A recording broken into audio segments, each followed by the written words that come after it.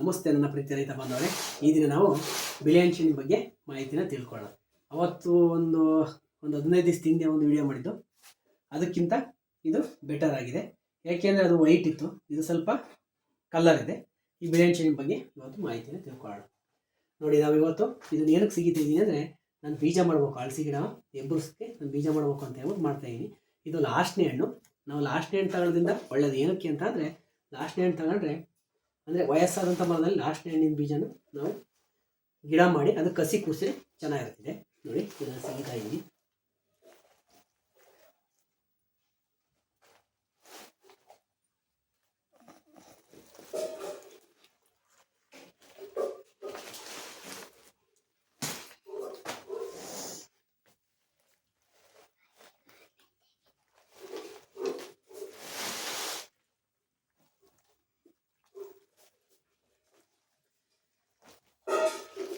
ನೋಡಿ, ಹಣ್ಣು ಕಡಿಮೆ ಇದೆ, ಯಾಕೆಂದರೆ ತುಂಬ ಹಣ್ಣಿದೆ. ಹಣ್ಣಾಗಿರೋದ್ರಿಂದಾಗಿ ಹಣ್ಣು ತುಂಬ ಕಡಿಮೆ ಇದೆ. ನೋಡಿ,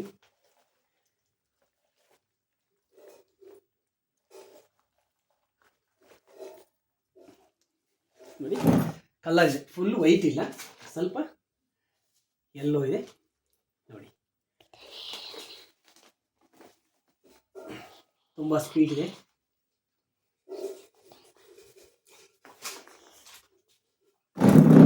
ಈ ಥರ ಮರದ ಹಳೆ ಹಣ್ಣಿನ ಬೀಜನ ತಗೊಂಡು ನಾವು ಗಿಡ ಎಬ್ಬಿಸ್ಕೊಂಡು ಅದು ಕಸಿ ಕೂರಿಸಿದ್ರೆ ತುಂಬ ಚೆನ್ನಾಗಿ ಬರುತ್ತೆ.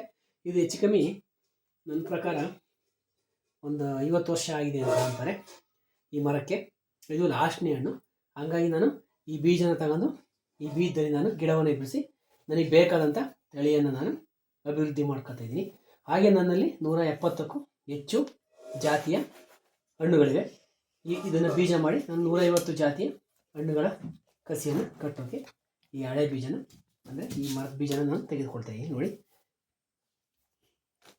ನೋಡಿ ಹಣ್ಣು ತುಂಬ ಚೆನ್ನಾಗಿದೆ. ನೋಡಿ, ಈಗ ಬರ್ತಾ ಇದೆ. ನೋಡಿ, ಈಗ ಬರುತ್ತೆ. ಹಣ್ಣು ಸ್ವಲ್ಪ ಕಡಿಮೆ ಇದೆ, ಯಾಕೆಂದರೆ ತುಂಬ ಹಣ್ಣಾಗಿರೋದ್ರಿಂದ ಹಣ್ಣು ಕಡಿಮೆ ಇದೆ. ನೋಡಿ, ಚೆನ್ನಾಗಿದೆ, ಕಲರ್ ಇದೆ, ತುಂಬ ರುಚಿಕರವಾಗಿಯೂ ಇದೆ. ಜೈ ಜೈ ಕಿಸಾನ್. ಜೈ ಕಿಸಾನ್.